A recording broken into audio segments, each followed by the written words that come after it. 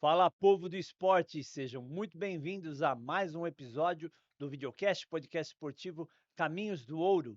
Meu nome é Fábio Bernardo, eu sou analista de esportes e hoje eu entrevisto o professor Ailton Figueira Júlio, doutor em adaptação humana e atividade física pela Unicamp. Seja muito bem-vindo, mestre. Obrigado, Fábio, pelo convite. Prazer estar aqui com vocês e espero que a gente possa contribuir com algumas reflexões do esporte, da educação física, da atividade física, enfim, fazer com que as pessoas sejam efetivamente mais ativas. Acho que vai ser um bate-papo muito bacana. Obrigado pelo convite. Maravilha, eu que agradeço a tua presença e participação. Professor, vamos começar pela tua história, pela tua trajetória acadêmica. Você que é oriundo aí do Sela Fisques, em São Caetano do Sul, como é que é trabalhar com atividade física e saúde? Conta um pouquinho aí dos teus caminhos do ouro pra gente. Bom, Fabião, eu me formei em 88 pela Faculdade de Educação Física de São Caetano do Sul. Nesse período, eu fui para o CELAFISCS, que é o Centro de Estudos do Laboratório de Aptidão Física de São Caetano, e ali eu aprendi a fazer avaliação física e prescrever exercício em idosos, crianças e também em atletas. Lá no CELAFISCS foi uma experiência riquíssima nesses 22 anos que eu fiquei, porque nós trabalhávamos na época com esporte de alto rendimento. Então, todas as modalidades esportivas de São Caetano eram avaliadas pelo Celafisques e também equipes nacionais. Por exemplo, nós avaliamos a seleção brasileira de voleibol feminino, nós avaliamos a masculina, isso na década de 90, então 92, 96 aproximadamente, e por conta disso eu tive a chance primeiro de ir para Cuba. Morei um ano e meio em Cuba, fazendo uma pós-graduação em Fisiologia do Exercício e Bioquímica do Exercício no Instituto de Medicina Esportiva em Havana. E a partir desse momento a gente teve a oportunidade de acompanhar a seleção brasileira de voleibol feminino por 6 Olimpíadas. Então eu tive a chance de ir para 6 Olimpíadas na parte de avaliação e pressão de exercício. Depois disso eu acabei saindo do esporte porque eu imaginei que seria um funil muito grande, como é o esporte, é um funil, poucas pessoas permanecem, e resolvi investir um pouco mais na área da atividade física voltada à saúde e adaptação, como você falou, indo para a Unicamp, onde eu fiz o meu mestrado e o doutorado ali, e mais tarde eu fui fazer meu pós-doutorado em Illinois. Então, hoje a gente tem trabalhado com a questão de exercício, emagrecimento, doenças crônicas, e aí vale mais uma vez, né, para adolescentes e adultos. E por que que eu fui para essa área? Porque o esporte hoje equivale a menos de 1% em termos de prática total de exercício no mundo. Só que nós temos no Brasil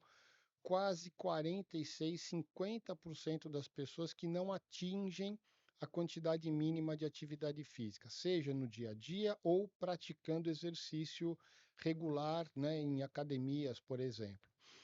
E, ao mesmo tempo, o que já se via em 87 era um crescimento das doenças crônicas no mundo. Então, partindo aí pelo excesso de peso, diabetes, doenças cardiovasculares, chegando a um ponto, por exemplo, do crescimento do câncer. E hoje se sabe que câncer será, em 2050, a doença que mais vai promover sofrimento antes da morte, junto com as doenças, basicamente as doenças mentais, as demências. Uhum. Então, é nessa linha que a gente tem trabalhado, olhando realmente na questão da saúde das pessoas, porque para a gente ser olímpico, para a gente chegar no ouro, a gente tem que ser ouro primeiro em saúde, para depois chegar, obviamente, nas grandes conquistas esportivas. Então, eu vejo que o estímulo, né, da prática na educação física, o estímulo do adolescente a fazer exercício e, posteriormente, aqueles que tiverem mais aptidão, continuem, né? Nessa questão do esporte, porque o esporte não é para todos, né? O que é para todos é o exercício de uma maneira regular. Eu costumo dizer, Fábio, nessa jornada aí, que a gente já está há 38 anos, que é o esporte que escolhe a pessoa e não a pessoa que escolhe o esporte. Por exemplo, eu joguei voleibol. Na época que eu joguei, eu era atacante. Depois eu fui passando para levantador. E do levantador eu fui para o banco. Do banco eu fui para nada. Ou seja, é, Mas por quê? Por conta da a estatura, que o estatura. vôlei cresceu A muito, né? estatura. Então, existem variáveis, por exemplo, no esporte, chamadas variáveis críticas. O que é variável crítica? É aquela variável principal que, para fazer a seleção de talentos ou ter um bom rendimento, algumas são primordiais. Hoje a gente vê, por exemplo, no caso do futebol, já que nós estamos na Copa, a estatura é uma variável determinante. Poucos que não são altos têm resultados, mas aí vai ter que ter outra variável, que é a habilidade, né, a técnica, etc., para fazer esse jogo. Agora você vê, os goleiros são altos, os zagueiros são altos, os atacantes são altos. Então essa questão ela começa a ter a famosa o entendimento do que é crítico para o esporte. Então, não é tão simples assim, porque eu preciso entender qual é a necessidade, né, o perfil de uma determinada modalidade esportiva para poder fazer os encaminhamentos em termos de prática, né? Então, essas questões são importantes. Nós olhamos muito para a questão técnica, tática, fisiológica. É verdade, e é isso que vai fazer realmente o resultado. Porém, algumas outras são determinantes. Uma delas é a estatura. Outro fator que poucas No pessoas, futebol também hoje, professor? sem dúvida É nenhuma, mesmo. a estatura é determinante. Aí você pode perguntar, pô, mas o voleibol também, o basquetebol também. Eu digo sim, mas tem uma diferença do futebol em relação às outras modalidades. O futebol é a única modalidade que a bola vai pelo chão. Todas as outras vão pelo ar. Tênis vai pelo ar, basquete vai pelo ar, handebol vai pelo ar, o vôlei vai pelo ar, o futebol a bola vai no chão. Então, na verdade, a relação corporal com o domínio da bola é diferente, porque eu não tenho uma variável, no caso das demais modalidades, que faz com que eu tenha necessidade de ter uma organização temporal, neural, para conseguir acertar o arremesso em salto, para acertar o saque em salto, para fazer um arremesso no handball em deslocamento. O futebol é diferente, a bola é que corre. Então, Então nesse cabe os baixinhos também. Por exemplo, o Messi, que é um dos maiores aí da história. cabe aos baixinhos. Aí a pergunta é: aonde que o Messi, por exemplo, e o Endrick, por exemplo, compensam essa variável crítica? Na habilidade. Agora, você começa a pegar jogadores que têm essa variável crítica, estatura com habilidade, como por exemplo o Haaland, ou como por exemplo o Mbappé, você vê que a coisa começa a tomar um caminho diferenciado.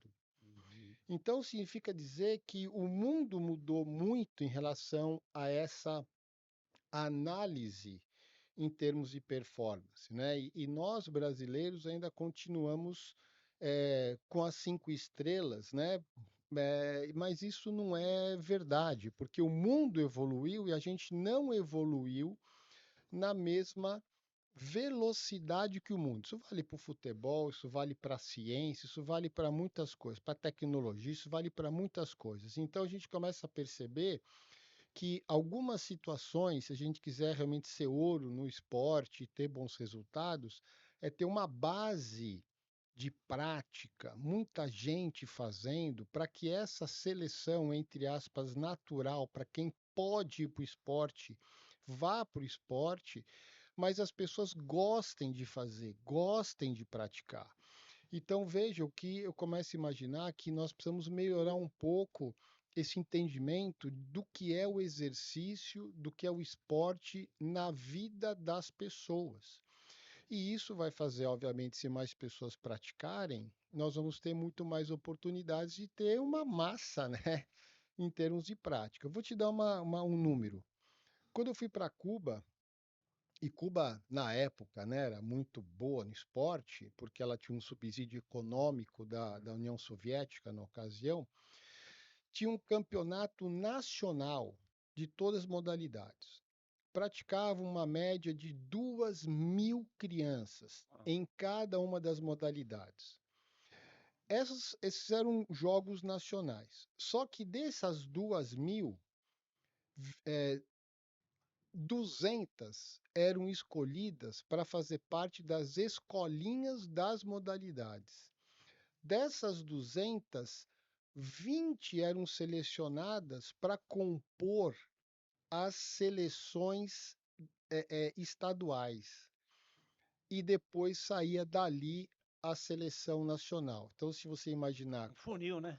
funil, porque na verdade eles tinham lá um processo todo que tinha que praticar mesmo a educação física, era obrigatória, era para fazer e tinha que fazer, e as crianças faziam, as crianças gostavam, porque elas viam no esporte uma forma, inclusive, de oportunidade de outras coisas que internamente era muito difícil, né? Então a gente começa a perceber que se tiver que pensar no caminho do ouro e muitas outras, nós temos que mudar a forma de entender o que é esporte. Então, uma medalha, duas medalhas, três medalhas, não é isso que a gente tem que pensar. A gente tem que ter uma massa que, saindo um, tenha um segundo, tenha um terceiro e tenha um 10 para substituir. É isso que a gente não consegue fazer. Por quê? Porque a gente olha para um e não olha para todos. Então, se tem um bom jogador de tênis, eu olho tudo para ele.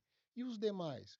Eu tenho alguns jogadores de futebol, eu olho tudo para eles. E os demais? Então, a gente começa a perceber que a nossa visão ela é muito ah, afunilada dentro da perspectiva da pessoa. Eu tenho que pensar da comunidade primeiro. É isso que nós vamos ter sucesso. É assim que eu entendo que se fez na Alemanha, como se faz nos Estados Unidos, você sabe disso. Nas escolas é obrigatório todas as crianças fazerem duas modalidades. Esse indivíduo vai para a universidade, ele tem a oportunidade de fazer parte das equipes das universidades, e daí sai uma seleção nacional. Alguns vão para a NBA, outros vão para a NFL, outros vão para o futebol. Só que, por exemplo, na universidade no Brasil a gente não tem isso mais, por N razões.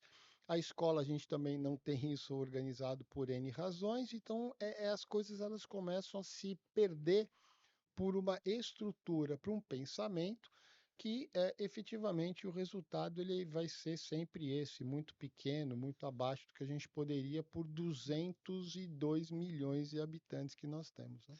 Então falta organização esportiva, falta evolução na ciência do esporte no Brasil. É isso que vai ajudar a gente a evoluir Na verdade, esportivamente? eu entendo que falta primeiro organizar tudo isso e pensar grande, mas não grande para a próxima Copa, pensar grande para os próximos 50 anos. Longo prazo, né? A longo prazo. Então, vamos pensar o seguinte: a China investiu na educação, e em 20 anos eles trocaram de um país que era considerado muito ruim, etc., né, De uma potência, por né? uma potência econômica tecnológica.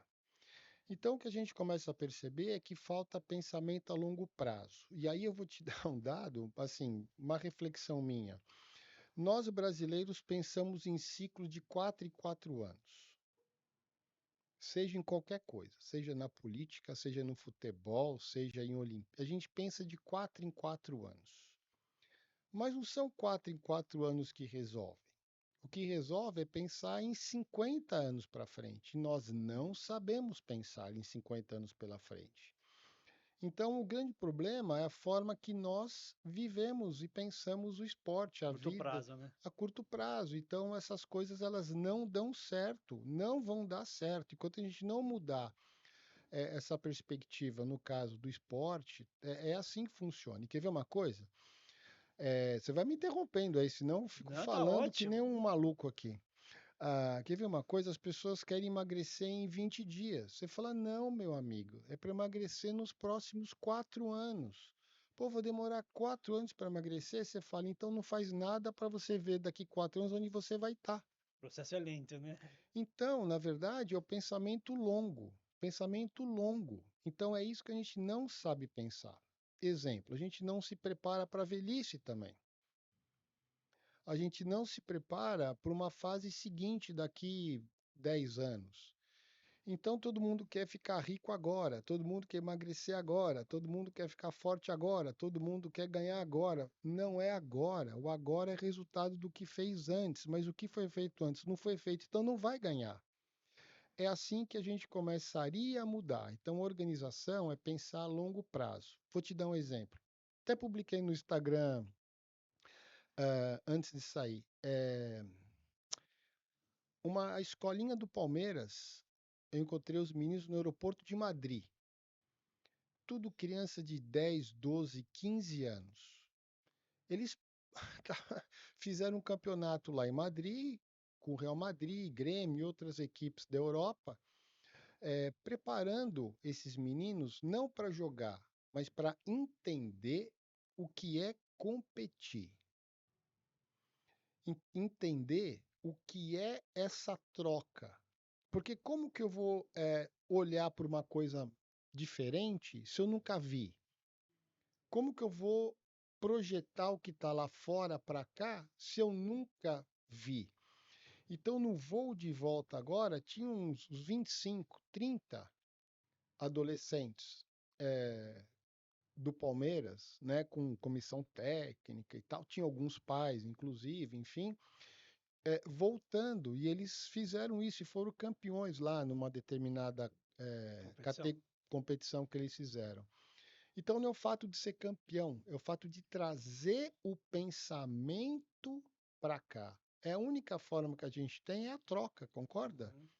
Então, e isso vai gerando aí uma série de possibilidades de avanço. Então, a organização ela tem que ser sistêmica.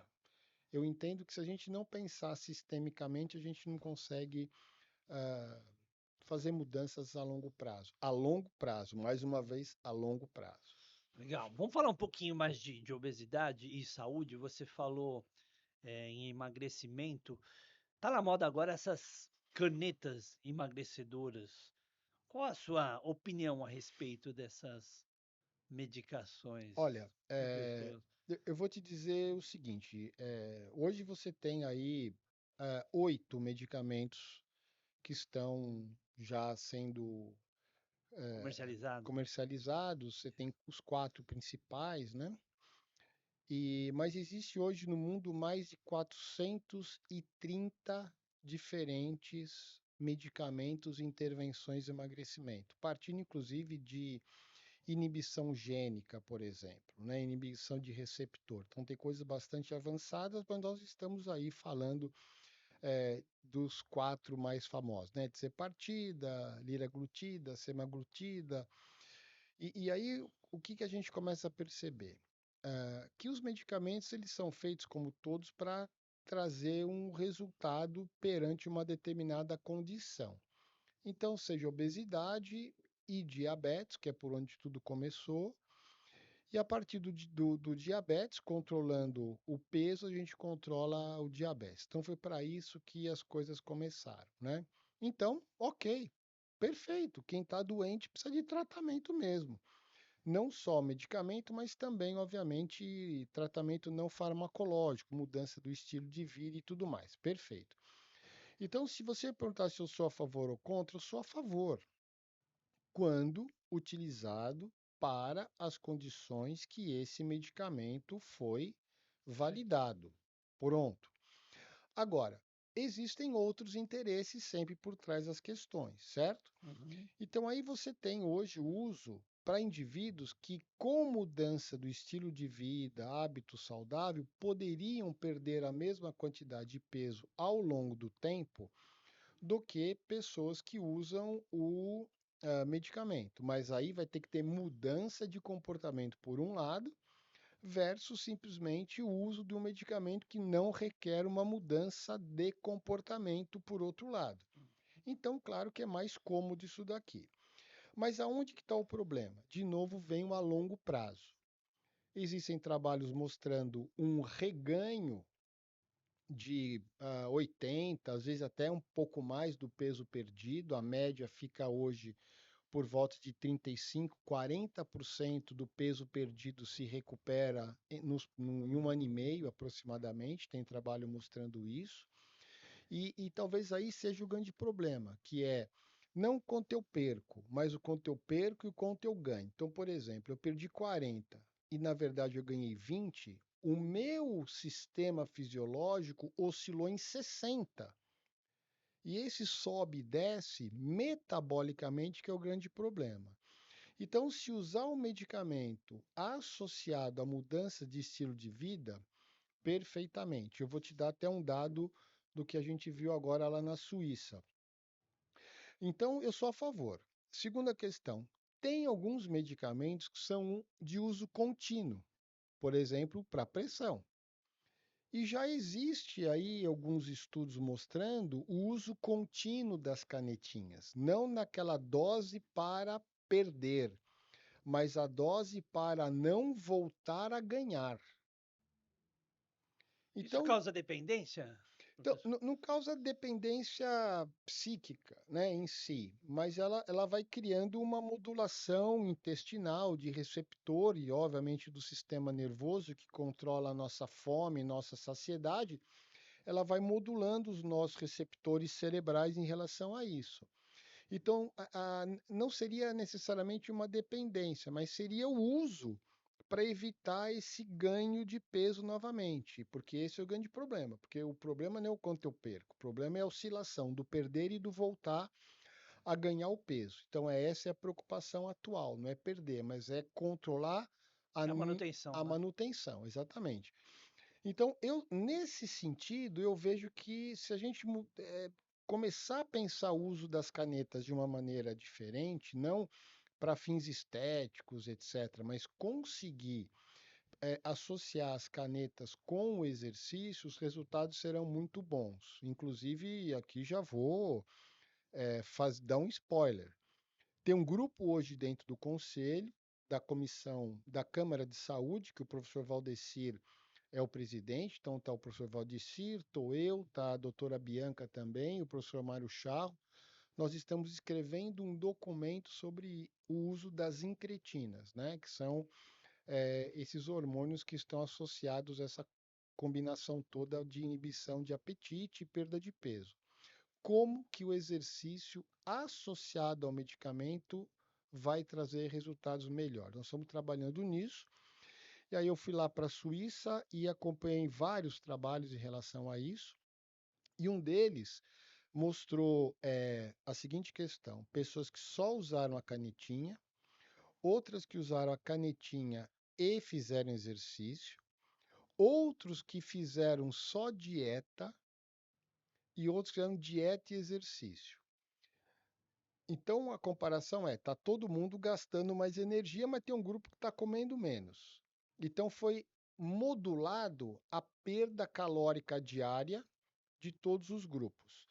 Qual que é a discussão? Ah, faz tudo isso, vai perder massa muscular. Resposta: qualquer dieta perde massa muscular. Inclusive o uso das canetas também perde massa muscular. Mas aonde está o detalhe? Em 2 anos de acompanhamento, a diferença entre os grupos e quem usou a caneta, só a caneta comparado com os demais, foram 700 gramas a menos de massa muscular comparado com o grupo que usou a caneta e exercício. Te pergunto, o que são 700 gramas em 2 anos? Nada. Então não é uma perda Considerável. considerável se fizer exercício. Agora, se você não fizer exercício, aí a perda total de massa muscular fica ao redor de 20%, 18%, só de massa muscular.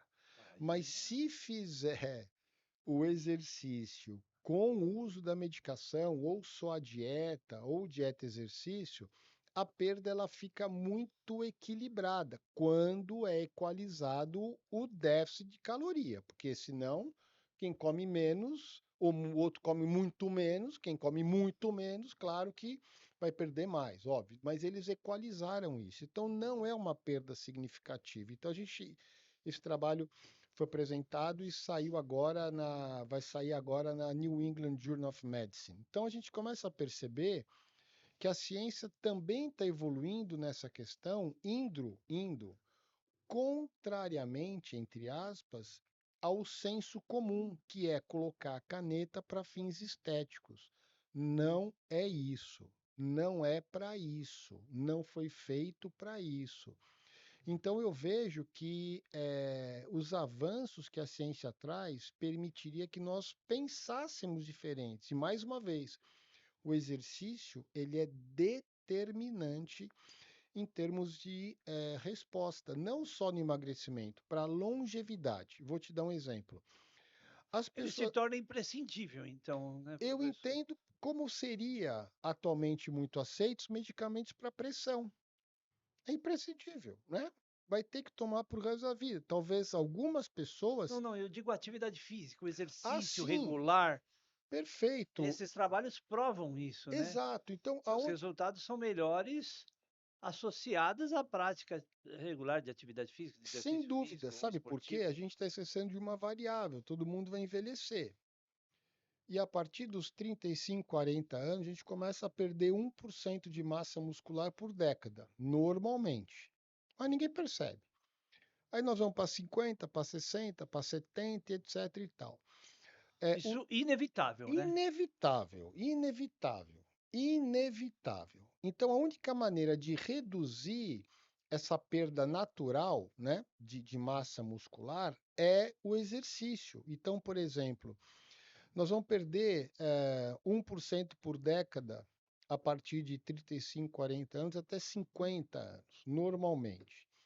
De 50 a 60, nós já começamos a perder volta de 2, 3%. E a partir de 70, já começa a perder aí aproximadamente 5% por ano, e depois de 80, 90 é quase 10%. Então, no final da vida, lá por 80, 90 anos, nós perdemos 40% da nossa massa muscular.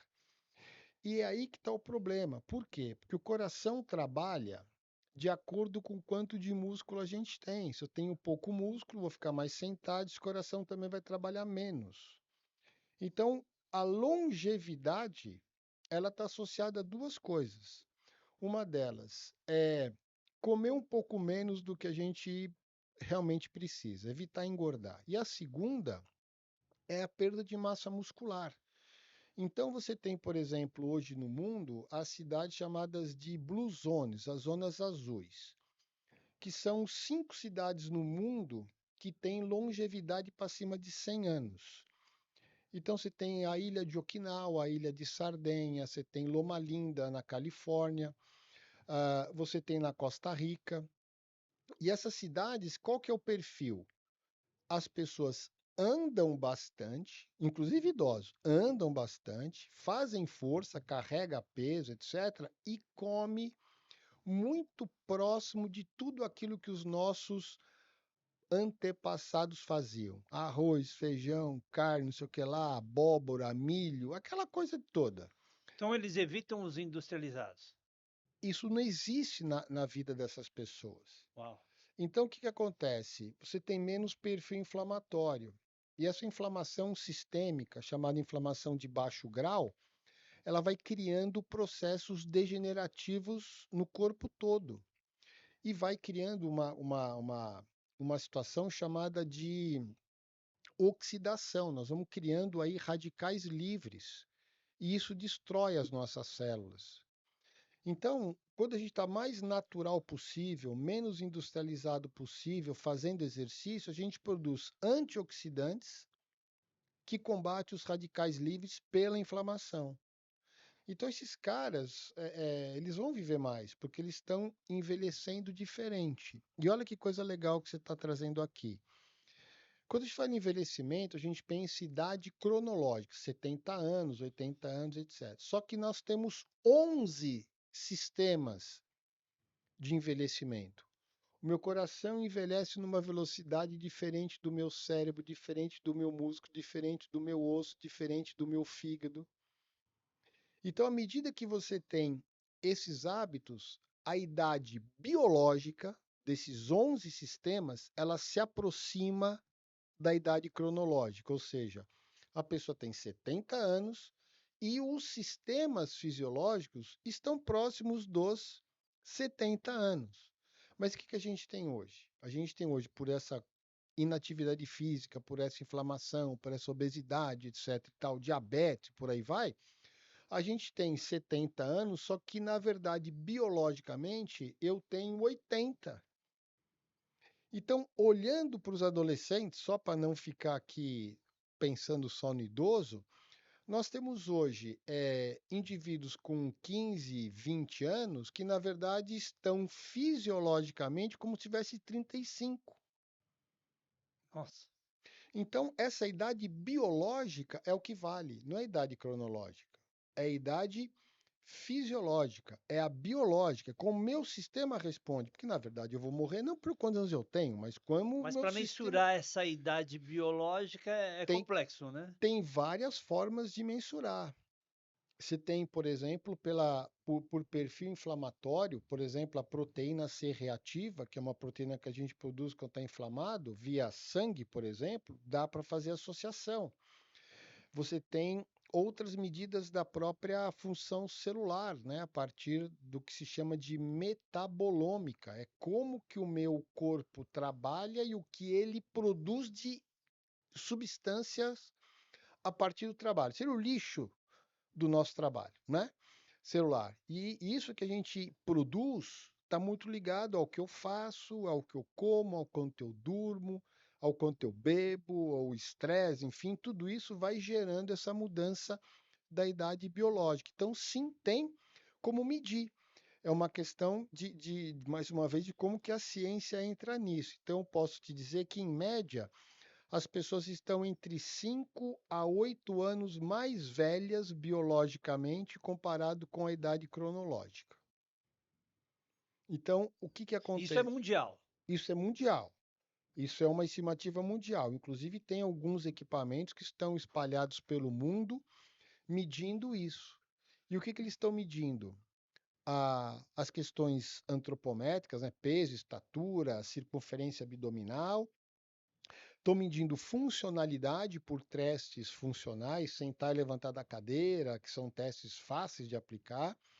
As medidas cardiovasculares, e aí vê o equilíbrio, que é a outra medida, e vê uma novidade que eu vi lá no Congresso, que é a medida de saúde mental.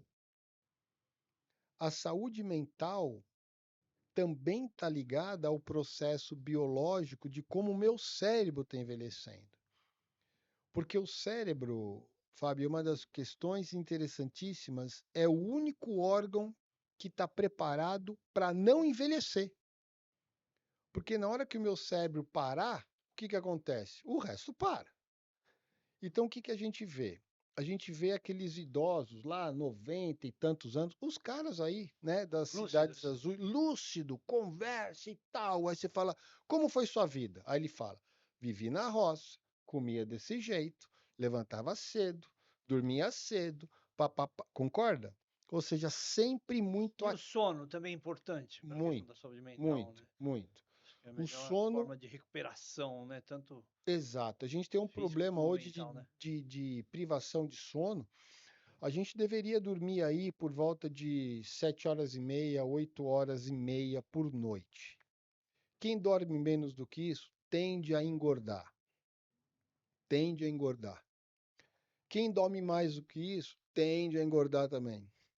Quem dorme menos que isso tende a não conseguir, mesmo fazendo exercício, aumentar a massa muscular. Quem dorme mais do que isso, a mesma coisa. Então, o nosso ciclo biológico, chamado ciclo circadiano, ele tem essa onda em que o sono é um fator de regulação. Agora, quando eu tenho uma desregulação entre o meu ciclo de luz, dia, etc., e o meu ciclo biológico, aí aumenta o risco realmente de mudanças importantes, né? Cardiovasculares, metabólicas e mentais. Então a gente começa a perceber que o estilo de vida moderno, e talvez aqui no Brasil especificamente, por trabalhar muito, dormir cedo, a gente mora longe, enfim, essa A vida loucura, nas cidades, né? essa A vida vida, urbana exato. não é saudável, né? Então, não é saudável aqui no Brasil. Mas se você vai para a Europa, esses caras 9 horas estão indo para a cama. E tem E o hábito da siesta em muitos países também, que também é eles. outra variável, isso é cultural. E quer ver uma coisa interessante? A minha avó falava assim: come salada primeiro e devagar. E depois pegava lá arroz, feijão, aquela coisa toda. Eu te pergunto, com quem minha avó estudou? Se minha Mas é um avó. conhecimento empírico, né? Então, Porque é o certo, né? O alimento então, de fácil digestão, né? então, Fibras. esses caras não estudaram. Esses caras estavam certos. Certíssimos, né? E aí, o que que eu quero dizer com isso? Que se a gente for ver aonde nós estamos errando em não continuar fazendo aquilo que eles sempre fizeram. Olha que coisa de louco. As mudanças, né? Eles paravam para almoçar, parava para almoçar, dava aquela cochiladinha lá e coisa e tal, e tá tudo bem. O meu avô, não esqueço disso, cara. Meu avô, um português, durão pra caramba, meu irmão. Era tão durão que todo mundo podia pegar depois que ele pegava a comida. Olha só. E acabar. Português, você imagina? Isso estou falando aí, puta, eu sou de 67, então você pode botar aí uns, sei lá, 40, 50 e tantos atrás. O meu avô acabava de comer e falava assim: eu vou dar uma volta para fazer a digestão. E levantava e andava 10 minutos, dava uma volta no quarteirão, não esqueço disso. Aí você vai ver hoje, uma das maneiras mais eficientes de controlar a glicemia é aumentando a quantidade de exercício, chamada glicemia pós-prandial, após ter comido.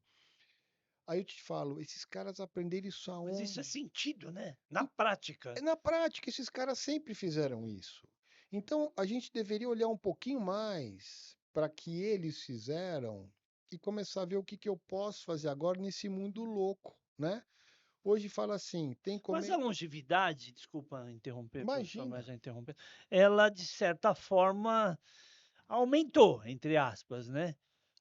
Porém, a gente tinha uma medicina não tão eficiente quanto hoje, né? Então, se esses caras viviam corretamente, tinham bons hábitos de saúde e viviam menos, eram por quê? Por conta das doenças crônicas, das grandes epidemias. por exemplo, se um sujeito. Vou responder diferente. Se você pegar, por exemplo, países como alguns países da África, a expectativa de vida é de 55 anos, Baixa, baixa. A nossa está em 78 atualmente, né? E 83 para as mulheres. A do pergunta brasileiro, né? brasileiro. A pergunta é por quê? Porque a medicina começou a ter tratamentos que realmente fazem diferença. Sim, Então, naquela época, o sujeito, se ele ficasse hipertenso, ele ia infartar 10 anos depois. entendi. Hoje, você fica hipertenso, você tem medicamento, você tem cirurgia, você tem uma série de outras possibilidades que alongam a vida, mas não quer dizer que eu estou, entre aspas, saudável. Eu só aumentei a minha vida. Tudo bem, se eu controlar com outras variáveis, eu consigo ter longevidade. Mas o que eu quero dizer com isso é que houve um avanço da medicina, houve um avanço em termos de medicação, de tratamento, inclusive acesso, é verdade, tudo isso é verdade. Mas só isso não resolve. O que No acontece? final das contas, o exercício físico é imprescindível e vital para todo mundo, né? Olha, Não tem jeito, tem não que fazer atividade física. tem que. Mesmo Tem, para quem tem patologias, tem. doenças crônicas, o exercício é eficaz, vai ajudar, vai melhorar. Quer ver o Não dá negócio? para fugir, né? Não dá para fugir. E quanto. Aproveitar o ensejo, a gente vai entrar no primeiro quadro do programa, que é o Conta Comigo. Tá. Então, professor, eu queria que você recomendasse para o nosso público, né, para as pessoas que veem o nosso podcast, o que é melhor fazer, o que se fazer é todo dia, quanto por dia de exercício físico, de atividade física ou esportiva. Qual é a fórmula mágica aí da saúde? Bom, olha, sua pergunta é provocativa e muito importante. O que a ciência mostra hoje? Que todo mundo deveria acumular pelo menos 150 minutos a 300 minutos por semana de atividade física e exercício. Então, vale a caminhada, vale subir escada e vale o exercício. Tá tudo bem. Isso para adultos e idosos. Adolescentes seria de 300 a 600 minutos por semana. Isso é para manter saúde. Isso é para manter saúde. Se eu quiser emagrecer, eu tenho que fazer pelo menos 420 minutos por semana. 70 minutos por dia, se eu quiser emagrecer, sem fazer dieta, só o exercício. Então, recado para todo mundo: 150 a 300 minutos por semana. Aí alguém vai dizer, mas eu não tenho como fazer, Não tenho não tenho tempo. tempo, tal. Então, vamos agora para aquilo que é o mais importante. É o que se chama de pequenas doses ao longo do dia. Por exemplo, eu subi de escada aqui.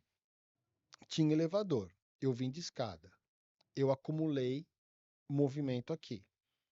Eu parei o carro mais longe. Eu acumulei movimento aqui. Então tudo é válido. O subir escada, o caminhar, Para, carregar as compras no mercado. para a longevidade, Desculpa. a resposta é sim. Agora, se quiser ficar forte, fazer tal, aí é outra coisa. Para a longevidade, essas pequenas quantidades de movimento por dia são fundamentais. Vou te dar uma letra. No Congresso, inclusive eu vou publicar isso essa semana ainda. Ah, se fizer de 1 a 2 minutos de atividade vigorosa, que não é sair correndo, mas é uma caminhada rápida para pegar o ônibus, por exemplo. De 1 a 2 minutos, todo dia, isso já reduz em média 15% do risco de morte por doença cardiovascular. Mas aí é um exercício um pouco mais intenso. Aí o movimento é intenso. Entendi. Então, por exemplo, a caminhada O é risco se torna maior ou não? nenhum risco, porque eu estou fazendo em blocos, eu não estou pensando no exercício vigoroso, eu estou pensando na atividade diária vigorosa para aquele que não tem tempo, entendeu? Então a gente tem que acelerar um pouquinho também. A gente tem que acelerar um pouquinho também. Então, por exemplo, subir escada é fundamental. A gente vê no metrô a escada rolante lotada e a escada do lado vazia. Não é assim que É funciona? verdade. A pergunta é por que que essas pessoas estão na rolante e não estão aqui? Estão se acomodando, Então, eu poderia estar acumulando minutos aqui. Concorda? ganhando, né? Ganhando. Eu posso ficar em pé no metrô ao invés de ficar sentado. Quem fica sentado? Fica sentado quem precisa ficar sentado. Sobe a escada quem precisa subir escada rolante. Mas eu sou saudável, eu posso, eu acumulo minutos. Eu falei, você vai emagrecer? Eu falei, não, você está reduzindo o risco de morrer. Então, Porque as pessoas se protegem, né? É a questão da acomodação, o que cérebro. leva também ao sedentarismo, que é crescente no mundo inteiro, né? E aí vai somando essas questões do comportamento sedentário. Que é deletério. Ele é deletério. Então, o comportamento sedentário é deletério. Um aluno meu de doutorado, nós avaliamos pessoas que trabalham sentadas e fizemos uma análise. Quantos minutos a mais o indivíduo poderia ou deveria fazer de movimento, para reduzir um ponto na hipertensão, por exemplo. Então, imagina, o cara é 140 por 90. Quantos minutos eu teria que fazer para isso cair para 139? Sabe quantos minutos por dia? 3 a mais. Opa, pouquinho, né? Então, mas ninguém. Precisa de muito, né? Então, aí o sujeito fala: eu vou me matricular numa academia. Tá bom, mas ele vai continuar na academia? Mais de 70% desiste nos primeiros 3 meses. Então, academia é bom, tem que fazer, exercício tem que fazer, mas além do exercício, eu tenho que me movimentar mais. E esse é o segredo. O pouco vale muito na longevidade. Só que a gente acha que o que vale é E quando só. isso vira excesso? Então, No esporte, por exemplo, o overtraining, então que no, é prejudicial, no né? esporte, primeiro, te responder assim talvez seja um pouco complexo, mas esporte não é saúde. Nossa. Esporte não é saúde, nunca foi e nunca será. O alto rendimento, né? Ele é muito E lesivo, né? porque ele é competitivo. E Então você competição ultrapassa seus limites envolve uma corporais, né? série de coisas. Por exemplo, eh, antes da gente pensar no movimento, o meu cérebro, ele avalia se aquilo é possível fazer ou não. Olha que coisa interessante. Nós temos lá na clínica, né? A gente tem uma clínica aqui em São Caetano, que é a Osteos, que a gente acompanha idosos e tal. Então, a gente recomenda, eu e minha esposa, a gente recomenda que coloque o pezinho lá para fazer o exercício. A pessoa coloca o peso dela. Eu falo assim, eu vou colocar aqui. Ela fala, ficou pesado. O que significa isso? Que o meu cérebro identifica se eu sou capaz ou não. No esporte, envolve outros interesses. E aí eu ultrapasso essa condição. Aí paga o preço. Aí pago o preço. Então você não vê pessoas e você não vê idosos, não vê crianças se machucando fazendo as coisas sozinho, por incrível que pareça. Quando que o sujeito começa a ter problema? Quando eu começo a dizer o quanto você tem que fazer. Vou explicar melhor para ninguém achar que eu sou maluco aqui. Eu tenho que fazer as programações de treinamento, de cargas e tudo mais. Tá tudo certo. Isso vale na academia, vale no esporte. Mas essas cargas, elas não são estabelecidas simplesmente no papel. Tem variáveis psicológicas envolvidas nisso. E nós temos que considerar essas variáveis psicológicas que é a resposta que a pessoa está me dando.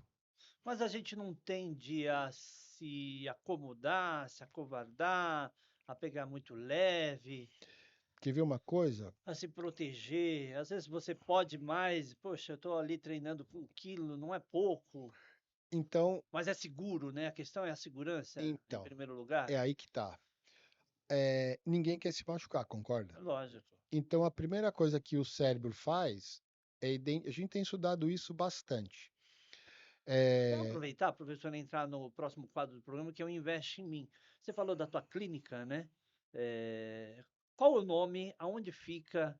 É recomendada para quem? Para idosos ou para todos os públicos? Fala um pouquinho mais a respeito do teu trabalho em a, particular. bom, a clínica, Desculpa. ela chama Ósteos, fica em São Caetano, ali no bairro Cerâmica, no conjunto ali perto do shopping, né? E é uma clínica individualizada. Minha esposa é professora de educação física e fisioterapeuta. Ela trabalha com osteopatia para crianças, bebês, adultos, idosos. E nós temos a parte de exercício, de pilates e também de musculação. Então, as pessoas chegam lá com dores, essa é a grande realidade. Dor nas costas, pescoço, enfim, por aí vai.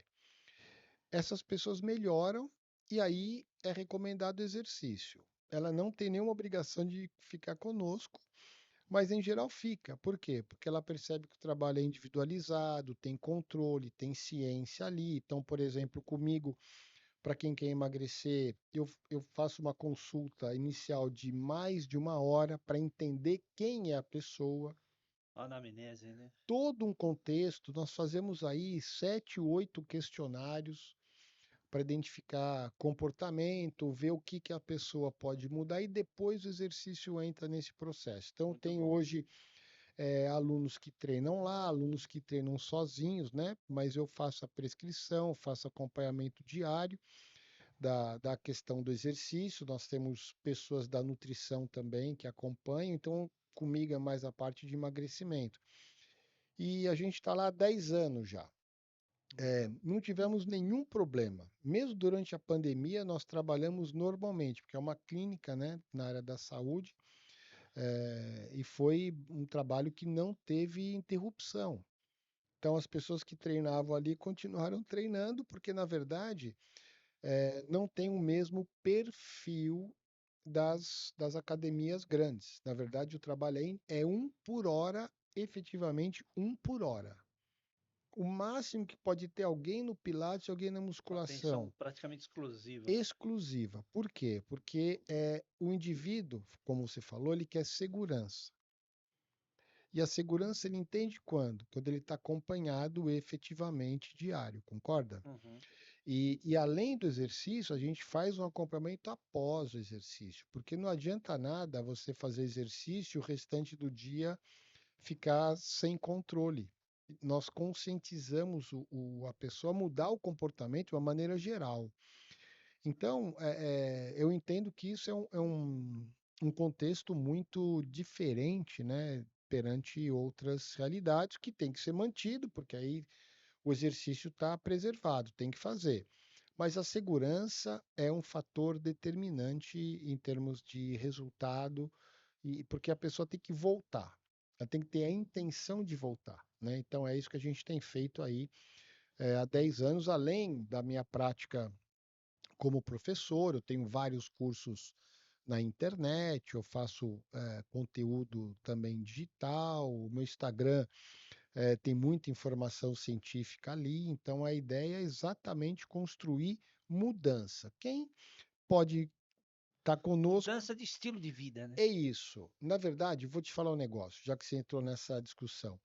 Eu entendo que o profissional de educação física, ele tem que entender que ele é o gestor de estilo de vida. Ele não é o cara que prescreve exercício. Prescrever exercício, todo mundo consegue. Fazer gestão de estilo de vida, aí o sujeito tem que pensar Você tem que ser um diferente. coach, né? Tem que pensar diferente, entendeu? Então, por exemplo, o que eu entendo, eu preciso saber, e eu faço a pergunta. Faça a pergunta. Os caras vão achar que eu sou maluco, mas a ciência mostra isso, então tem que aplicar a ciência. Eu pergunto se tem televisão no quarto. Eu faço essa pergunta. Por que eu pergunto isso? Porque os trabalhos mostram, por exemplo, que Que as telas levam quem ao tem TV sedentarismo. no quarto, o sujeito vai dormir menos, vai zapear mais na TV, vai ficar mais tempo acordado, e aquelas 7 horas que ele poderia ter, deixa de ter. Vai comprometer a qualidade de vida dele. Não tenha dúvida, vai comprometer o sono. Acorda cansado e com mais fome no dia seguinte. O meu trabalho vai para o espaço. Falar, mas eu preciso da TV para dormir. Tá legal. O que mais a gente pode mudar no meio disso tudo? Isso é o gestor. Eu não imponho nada. Eu compartilho a mudança em conjunto. Eu dou lá 20 itens que a pessoa me disse que ela faz. Eu digo, desses 20 aqui, escolhe 5 Vamos negociar, que né? você acha que pode mudar agora. Eu posso isso, isso, isso, isso, isso. Aí eu já estou anotando aqui, ó. Então eu vou fazer o follow-up em cima desses 5. Daqui um mês eu pergunto pro cara, como que a gente manteve esses 5? Consegui 4. Boa. Então, agora a gente tem mais 15 aqui. O que que pode mudar aqui? Pode ir, porque tem coisa que é inegociável, né? Hora de trabalho é inegociável, hora da família é inegociável. Mas tem muitas coisas negociáveis aqui no meio que a gente não faz. O profissional de educação física não faz. Enquanto ele achar que o problema dele é dar exercício, vai acontecer o que sempre aconteceu. Vou te dizer, vou me aposentar e ainda o primeiro exercício na segunda-feira é supino reto. Meu amigo, são 40 anos de distância. E por que que tem que ser supino reto, o primeiro exercício na segunda-feira? Aonde a ciência evoluiu que eu ainda não entendi? Então agora faz o supino reto. Tá tudo bem, mas eu tenho que pensar em outras coisas, porque se tudo aquilo tivesse dado certo, a gente não teria chegado onde chegou. Que é esse complexo aí que a gente tem pela frente. Então, Fábio, o que eu vejo é que nós temos que virar a chave em termos do nosso papel. E lá na clínica a gente faz isso, né? Então, muito pela minha formação em adaptação humana, muito por aquilo dos congressos que eu vou, do que a gente tem estudado e compartilhado com os profissionais, como a gente está fazendo aqui agora, né? E com as pessoas, porque na verdade, se a pessoa chega para o profissional e fala alguma coisa diferente, o profissional também vai ter a necessidade de investir nisso, né? ouvir também, né? Tem que ouvir, e aí eu vou ter que aprender a construir essa mudança. O meu papel é construir mudança. Eu sou um gestor de estilo de vida. E se a pessoa fala, eu mudei de cidade, não, ou não quero mais assinar com você, eu digo, não tem problema, tá tudo bem, faz parte do jogo. Só não esqueça aquilo que se aprendeu aqui. Para a vida inteira. E quando você for para outro personal, mostra o que você sabe. Eu adoro gente que pergunta coisas para mim, inclusive qualquer coisa, mesmo que não saiba. Eu quero gente melhor do que eu. Eu quero gente muito plugada, porque esse cara vai empurrar para cima também, concorda Claro. comigo? Então, eu recebo lá, tem médico que treina lá com a gente, tem professor que treina lá com a gente, e por aí vai. E se tem advogado, e tem todo mundo. Essas pessoas chegam com informação. E se eu não der uma informação científica que realmente tem uma sustentação, você fala, Ele vai desacreditar. esse cara aí não tá legal. E o resultado também é importante, né? O Para a resultado. pessoa que se exercita. A partir do momento que ela se sente bem, né? Ela melhora a qualidade de vida dela, ela casa, né? Com o movimento, né? Tá aí o jogo. Quer ver o negócio que você falou demais? A pessoa chega para mim e fala: eu quero emagrecer. Tá ótimo. Qual que é o problema desse cara? É emagrecer. Mas eu tiro a balança do foco, porque isso é lento. Eu coloco outra variável no foco. Como é que foi sua noite de sono? Eu avalio o sono do cara por semana. Semanalmente eu tenho um questionário que ele vai me responder O como sono melhorou, melhorou. Ó, eu deixei, consequentemente o peso vai cair, vai cair porque ele vai voltar, porque ele tá as sentindo, circunferências vão diminuir, mas eu tirei aquela fissura, entendeu? Porque isso daqui não vai ser rápido, que é mas, psicológico, né? mas as outras variáveis vão ser rápidas. Então eu foco nisso aqui para o sujeito ter aderência ao programa de exercício. E por consequência ele vai emagrecer. Por consequência ele vai ficar mais forte. Tá dando Show para de entender? bola, mestre. Muito Então, bom. assim, eu acho que esse é o nosso papel.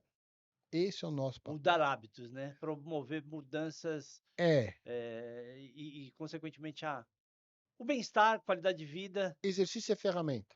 fundamental. Legal. Vamos voltar um pouquinho mais para a temática esportiva agora. A gente vai para o Toca o Hino. Nesse quadro, a gente homenageia um ídolo do esporte. Quem é o cara para você, mestre? Ou a mina, não sei. Caramba. Cara, acho que Você tem jogou gente. vôlei, Eu né? joguei vôlei, mas antes do vôlei, Ou futebol? Qual é, que é a modalidade antes que do, você... do vôlei, eu joguei futebol. Sou palmeirense. Eu joguei futebol em Santo André, no Clube Aramaçã. Acho que muita gente aí da região conhece. E eu tinha um ídolo, Luiz Pereira. O Chevrolet, zagueirão, né? E eu jogava de quarto zagueiro. É, na verdade foi assim, foi engraçado. Eu comecei, Isso, ele é um grande comecei, jogador. nossa, eu jogava de volante, depois lá no campeonato interno, era legal pra caramba. Eu jogava de volante, depois fui pra quarto zagueiro. E depois eu fui pra zagueiro central. O Luiz Pereira sempre foi um cara que era muito. Eu gosto de cara combativo, que nem o Gustavo Gomes hoje. Eu O sou, Paraguai, eu né? sou competitivo, eu sou um cara competitivo. E muito competitivo, aliás. Respeito pra caramba, eu sou um cara competitivo. E quando eu boto foco no jogo, a coisa rola. Como tem que ser assim pra tudo, concorda? Sim. Então o Luizão é um cara que, chamado Luizão por uma questão até de muita saudade, né? Da bola do Luiz Pereira. Mas era combativo sem ser desleal também, né? Então, Um jogador técnico, é né? aí que tá. É esse o negócio. Eu tenho que ser combativo, mas tenho que ser ético, tenho que ser leal, eu tenho que jogar na bola, né? Não tem que jogar na pessoa, tem que jogar na Perfeito. bola. Esse é o futebol raiz bonito. É o Bela futebol da escolha. bola, né? Então, para mim, é o Luiz Pereira Sensacional. e Boa ver, lembrança, bela pô, escolha. Um grande jogador, também gostava muito do muito, Luiz Pereira. muito, muito. Foi jogador do Palmeiras, seleção brasileira e fez história, né, mundialmente no futebol. Vou aproveitar, já vou emendar o aposta de ouro, né? Já que a gente Então está vai. na Copa do Mundo, Pergunta simples. Quem ganha a Copa, professor? Eu, 4 opções aí. eu acredito que a França ela tem Sai na frente, né? ela sai na frente porque tem um conjunto melhor, né? Eu acho que quem vai ganhar a Copa é a França. Apesar de que eu não gostei da forma que a França se posicionou contra o Paraguai. Eu achei que foi um pouco Foi defensivo? inibitório, Poderia ter jogado mais pra frente. jocoso, foi jocoso com relação aos paraguaios. Sabe aquela coisa de dar no 3-0 lá? Foi 3-1, né? Acho que Acho que foi foi três por a aí, zero, né? 3-1. Ganharam bem, né? É, eu posso ganhar, mas eu não posso menosprezar o adversário. E eu percebi que esse 3-1 ele gerou um ambiente jocoso, não foi um ambiente que eu entendo como Esportivo, né? leal. O esporte, ele ensina a ser ético, leal, respeitar a pessoa que eu estou jogando. E se eu estou Bom, pelo ganhando, menos também não foi um 7-1, né? então, mas Mas o ali, 7-1 não foi jocoso, foi até respeitoso, né? Porque então cabia mais, né? cabia mais. O que eu quero dizer é o seguinte, mesmo ganhando, mesmo sabendo que eu sou melhor, eu não posso menosprezar a pessoa. É verdade. Isso não importa o É o fair quê. play, né? Então, nesse momento, eu acredito que a França, na minha opinião, não foi legal. Mas olhando para o que a gente tem por aí, eu não tenho dúvida que deve ser o campeão do mundo, é a França. Acho. Boa escolha. Não sei. Mestre, vamos para o último quadro do programa. Infelizmente o tempo voou. Momento histórico agora. O que mais te marcou em toda a sua carreira? Toda a sua vida profissional, esportiva, dentro da educação física? Um momento que você lembra e te arrepia, te toca, emociona? Caramba, essa pergunta é difícil. Eu tive, assim, acho que vários momentos, mas vou te dizer um que acho que é legal. Na Olimpíada da Grécia, eh, a gente estava participando, foi para o Congresso Olímpico, estava acompanhando a seleção e a gente tinha lá ingresso para abertura. E quando nós chegamos, 2004? 2004, e quando nós chegamos no Estádio Olímpico para entrar, nós entramos, tem as cadeiras, tal. Em cima de cada cadeira tem um kit com muitas coisas, luzinha, bandeirinha, fica o estádio inteiro participa da abertura. Quando nós chegamos, eu cheguei com o professor Vitor Matsudo, que é um médico ortopedista, foi meu orientador na graduação e no CELA Physics. Nós chegamos na cadeira, tinham duas pessoas sentadas ao lado, que era o Tandy e o Ricardo Prado, que estavam fazendo eles eram comentaristas da Globo Sport TV Ricardo Prado na já esteve com a gente. Ricardo Nadador, né? Campeão nadador. mundial. E Dá um abraço aí pra ele. eu sentei na cadeira, o professor Vitor do meu lado, o Tandy e o Ricardo Prado aqui. Tem essa foto, inclusive, já publiquei várias vezes. Esse momento para mim foi uma grande alegria, porque para mim eu sentei ao lado de três medalhistas. Os dois, né? O Ricardo e o Tandy, e o professor Olímpicos, né? Olímpico e o professor Vitor, que também ganhou vários prêmios, aí, várias medalhas, inclusive medalhas importantes. Então ali foi um momento marcante que eu nunca imaginei que eu sentaria na abertura de uma Olimpíada na Grécia, né? Que Berço, legal.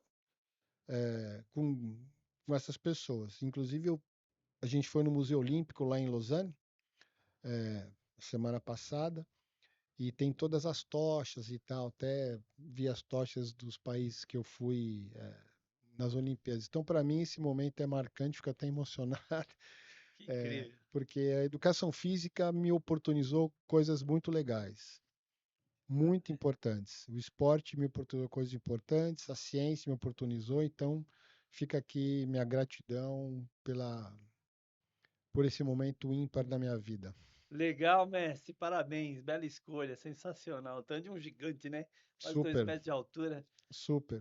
E Legal. pessoas acessíveis, né? Sim, sim. Acho que esse é o negócio. Você falou uma coisa, eu sei que o tempo já estourou, mas eu vou falar aqui. Eu aprendi com um sujeito que diz assim: quanto mais você for, mais aquilo que é bom em você vai se manifestar. Se você é generoso, quanto mais você avançar na vida, mais generoso você vai ser com as pessoas. Se você for uma pessoa mentirosa, quanto mais você avançar na vida e tiver poder, mais mentira você vai falar. E aí eu sentei do lado desses caras, que são pessoas generosas e são atletas olímpicos. E são sempre muito generosos. Encontrei o Ricardo depois, com o Tandy também, mas são sempre generosos. Não são acima de São ninguém, humildes, né? Apesar de mas toda a reputação internacional no porque esporte, eles são seres são humanos, né? pessoas boas. Então, o recado final é: quanto mais você for na vida, as suas qualidades, as suas virtudes vão se manifestar. E também as coisas ruins que temos também vai se manifestar. Se o sujeito é arrogante, quanto mais ele for na vida, mais arrogante ele será. Se ele é mentiroso, quanto mais ele for na vida, mais mentira ele vai falar. Então, acho que esse é o recado final. Seja muito na vida, mas seja generoso. Maravilha, mestre. Mais uma vez queria agradecer tua presença, tua participação. Foi incrível falar disso tudo, atividade física, saúde, exercício. Para encerrar o programa, um minutinho, né, para suas considerações finais, se quiser deixar tuas redes sociais, o momento é agora. Bom, Fábio, queria agradecer. Desculpa ter me alongado na conversa. Espero ter É ajudado as muita coisa para pessoas. falar, né? Sei lá, professor fala demais. Tem que falar, né? Mas eu agradeço muito. Prazer te encontrar mais uma vez. E estar aqui, né, com você. Caminhos de Ouro. Acho que é uma escolha muito bonita que você teve com o nome do podcast. E deixo aqui minhas redes sociais. Meu Instagram é Ailton, AYLTON, ailtonfigueira.dr, que é o que eu mais uso. E também eu tenho um canal no YouTube que chama-se Fisiologia é o Canal. E ali a gente publica coisas da fisiologia e muitas outras coisas mais. Quero te agradecer, deixo um abraço para todo mundo e sucesso para vocês e obrigado mais uma vez. Maravilha, mestre. Pessoal, essa entrevista completa vai ser exibida no nosso YouTube e no Spotify. Os cortes serão publicados no Facebook, no TikTok e no Instagram. Nos sigam nas redes sociais, Caminhos do Ouro Videocast. Ficamos por aqui e até o nosso próximo episódio.